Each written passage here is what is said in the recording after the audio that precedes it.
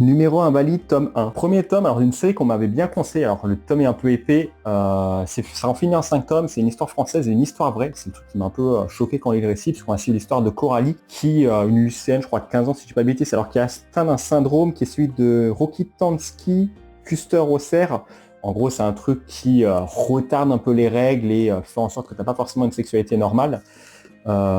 Coralie, elle est en mode, elle est encore un peu jeune et elle se dit bon, peut-être quand même, on va quand même essayer de voir le médecin, voir un peu ce qu'il conseille. Il lui conseille deux choses, soit se mettre des bougies dans l'appareil génital des femmes pour essayer de l'agrandir et faire en sorte de réveiller un petit peu et réveiller tout ça et enlever la maladie, ou soit se faire opérer, qui est une opération un peu qui a moins de risques en réalité. Enfin, il nous explique que ça a moins de risques, mais qui est pas fort. Enfin, à l'époque où ça a été fait, ils n'avaient pas forcément trop de connaissances pour ça, à part des médecins dans d'autres pays.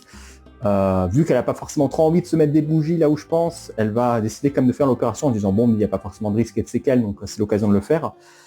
Mais on va assez rapidement découvrir qu'en fait finalement elle va le faire, mais c'était peut-être pas forcément la meilleure des idées, parce que il va se passer des trucs, ça va pas très bien se passer finalement, il va y avoir des séquelles, et même les médecins, à chaque fois elle va revenir les médecins, elle me dit moi j'ai mal, j'ai des douleurs, elle va essayer de revenir voir les médecins. Ils essayent de dire ok, mais on essaie de faire quelque chose, et au final à force de la revoir, à force qu'elle essaie de se plaindre et qu'elle a toujours des problèmes, les médecins vont un peu se dédouaner en disant non mais en fait c'est quelque chose qui est dans ta tête, faut aller voir un psy.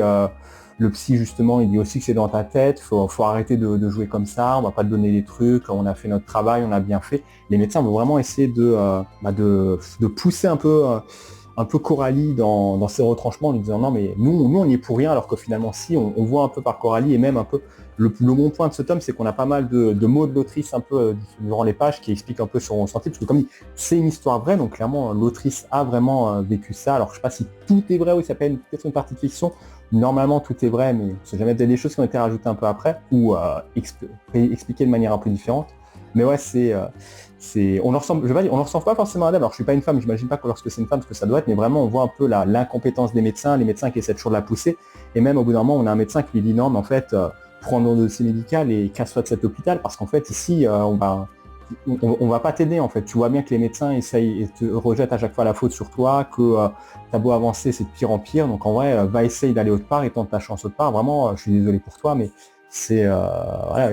c'est limite une victime collatérale, et c'est ce que nous dit le titre aussi. Il y a, enfin ce que nous dit tout titre tout au début, c'est vraiment il y a des médecins qui ont limite pas de scrupules et qui utilisent l'innocence de jeunes filles en les poussant vers une voie limite pour juste obtenir de l'argent, ou en se disant ok non